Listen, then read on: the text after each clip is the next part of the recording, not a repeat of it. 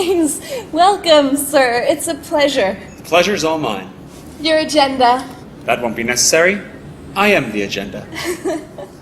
Tell them I've arrived. And then tell them I've arrived. And your name is? Hayek? F.A. Hayek.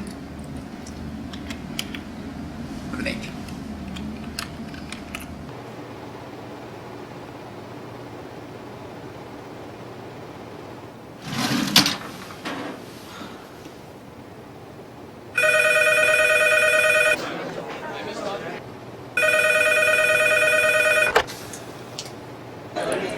Freddie.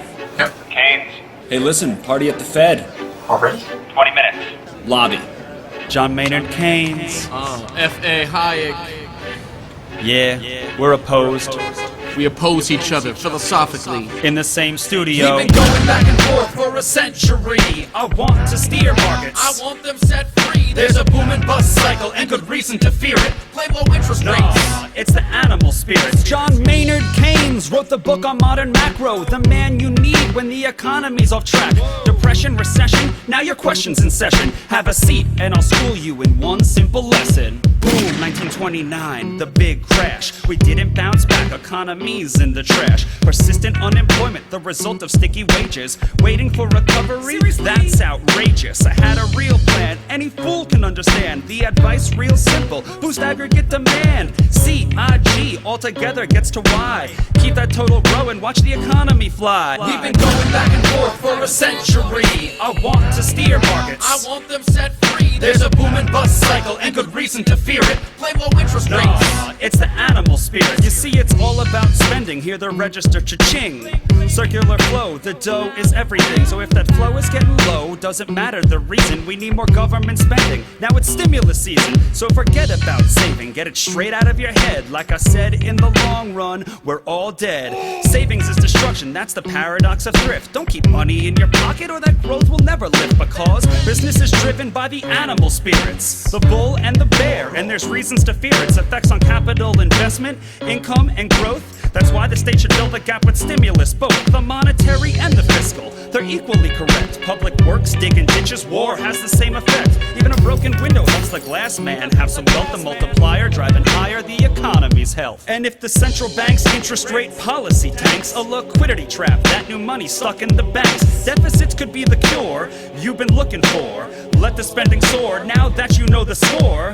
My general theories made quite an impression. Revolution. I transformed the econ profession. You know me, modesty, still I'm taking a bow. So say it loud and say it proud, we're all Keynesians now. We've been going back and forth for a century. I want to steer markets. I want them set free. There's a boom and bust cycle and good reason to fear it. I made my case, Freddie H. Listen up, can you hear it? I'll begin in broad strokes, just like my friend Keynes. His theory conceals the mechanics to change. That simple equation, too much aggregation, ignores human action and motivation. Yet it continues as a justification for bailouts, payoffs by polls with machinations. You provide them with cover to sell us a free lunch. Then all that we're left with is debt and a bunch. If you're living high on that cheap credit hog, don't look for a cure from the hair of the dog. Real savings come first if you want to invest. The market coordinates time with interest. Your focus on spending is pushing on thread. In the long run, my friend, it's your theory that's dead. So sorry there, buddy, if that sounds like invective. Prepare to get schooled in my Austrian perspective. We've been going back and forth for a century. I want to steer markets. I want them set free. There's a boom and bust cycle and good reason to fear it. Play low interest rates. Nah, it's the animal spirit. The place you should study isn't the bust, it's the boom that should make you feel leery. That's the thrust of my theory. The capital structure is key. Malinvestments wreck the economy. The boom gets started with an expansion of credit. The Fed sets rates low. Are you starting to get it? That new money is confused for real loanable funds, but it's just inflation that's driving the ones who invest in new projects like housing construction. The boom plants the seeds for its future destruction. The savings aren't real, consumption's up too, and the grasping for resources reveals there's too few. So the boom turns to bust as the interest rates rise. With the cost of production, price signals relies. The boom was a binge, that's a matter of fact. Now it's devalued capital that makes up the slack. With Whether it's the late 20s or 2005, booming bad investments seems like they'd thrive. You must save to invest, don't use the printing press, or a bus will surely follow, an economy depressed. Your so-called stimulus will make things worse. Just more of the same, more incentives perverse. And that credit crunch ain't a liquidity trap, just a broke banking system. I'm done, that's a wrap. We've been going back and forth for a century. I want to steer markets. I want them set free. There's a boom and bust cycle and good reason to fear it. Blame low interest No, rates. it's the animal spirit.